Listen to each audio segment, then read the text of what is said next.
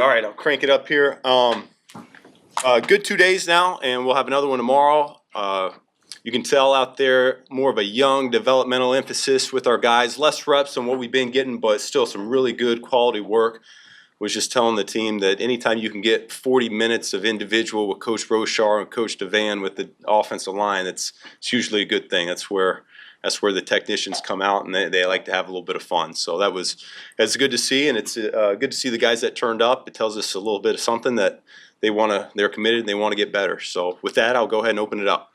What does it tell you about Caleb that he's here and leading those guys out there? Yeah, I think he's committed to learning the offense. We're not where we need to be yet as a team, and he understands that. And any chance he gets to get a few more full speed reps, it sounds like he wants them. What kind of momentum do you think you've created here throughout the spring for the big picture team purposes? Yeah, I think really I alluded to it last week. There were a lot of objectives we had for the offseason program, and specifically Phase 1, Phase 2, Phase 3, and we met that criteria. I think when these guys walk away, they understand what the expectation level is. I hope that they also understand our coaching staff a little bit better as well. We haven't fully come together as a unit, a full team yet, just offense, defense, special teams, but I think we've made some headway there, just getting to know each other, because really training camp's going to be a lot about building trust. And I think we got a head start there. But when we come back, it'll be the fundamentals, techniques. They'll know what that's about, how we want to practice, what's allowed, what's not allowed. I think really they're going to take that and run with it. Our vets will. And then we'll really just be able to focus on getting good at football plays from there on out in situations. And so I'm pleased with the progress we've made over the last few weeks. Alluded to it last week. We got a lot of work still to come, but we're right on track. What will you do during the break personally to both get away and then also to lock back in and set up the runway? So that is a personal question. There's plenty of things here going on. I'm still tying down the loose ends of training camp and getting that schedule finalized. Had a good meeting with the coordinators here this morning on that. So that's really project number one there. And my family's coming in this weekend, so that's a step in the right direction. 4 months without them being here full time takes its toll. And then being in and out of the office, I've always, whether it was as a position coach or coordinator, I viewed the summer as a great opportunity to get ahead a little bit. I think you can get some creative juices flowing as you start studying some of the tapes from around the league and some other places, maybe college ball. So I've had a process that I'm committed to, and so I'll be in and out of the office a good bit, and then at the same time probably get away for a minute as well. Do you guys expect Loveland to be good to go for the start of training camp? To be honest with you, I don't know. I haven't even looked that far ahead.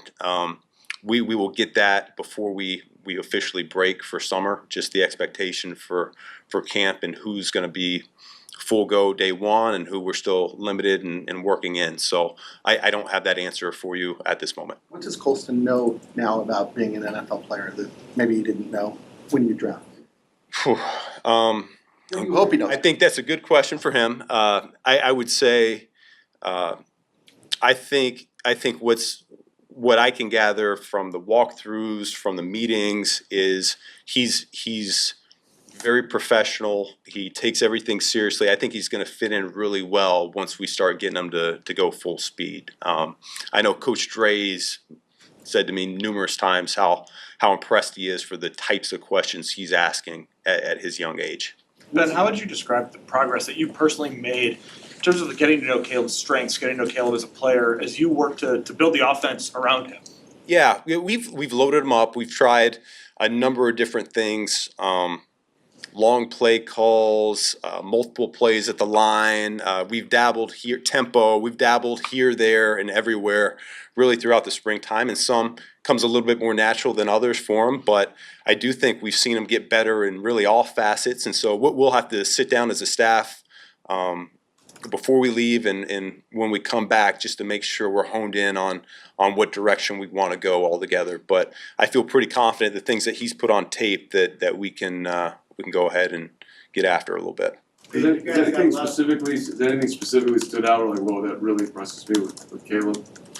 There's always a throw or two every single day. The movement stuff outside of the pocket, it's what we thought coming into town here was the ability to create. And I don't, sometimes you get wrapped up when you're in the multiple play call game, being in a perfect play all the time for the perfect coverage, that look of the defense, and really with him, it doesn't matter so much what the play call is. If it's the perfect play versus the first, then it's great, it's there. And if it's not, then he's able to find a way to make it work. And so I think there's a little bit of that's going on right now and figuring that out. But he's done a great job so far digesting. He's working hard, and there's still some hiccups out there when you're watching it, some turnovers or needs to play one more time, and that's part of the growing process. You sort of look at it like if he can play on time, then he'll take off.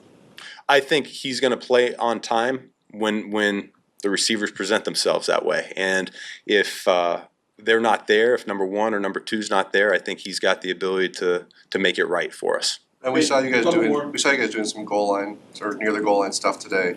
What are teaching points for any quarterback, but Caleb, when everything's condensed like that? Yeah, it's tighter windows throughout, and so we emphasize different types of throws: front pylon, back pylon, front line.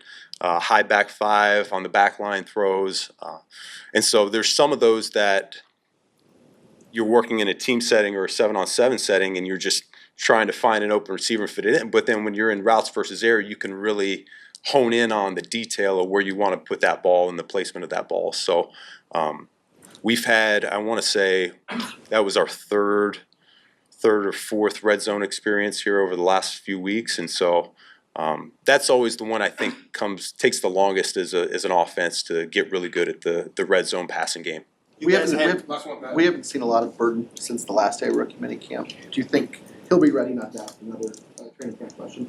And what does he miss in being unable to be out? Yeah, no, he misses a lot. I mean, anytime you're not out there, if you're in the training room when the rest of the guys are practicing, you're losing valuable time with your coaches, valuable reps with your teammates, the ability to build the trust that we're talking about. It's not just the coaching staff having trust in you doing the right thing over and over, but it's also your teammates. They got to be out there. They got to see you do it. They got to know that the guy right left of them, that they're going to do the right things and they're going to make the plays when called upon. So, I think it's for everybody, and it's a shame that he got dinged up and missed all that time, because for a young player, it's really where you get the most reps and you can get better in a hurry that way. So that's really for every player on this team. I hate to repeat myself, but do you anticipate he'll be good for training camp?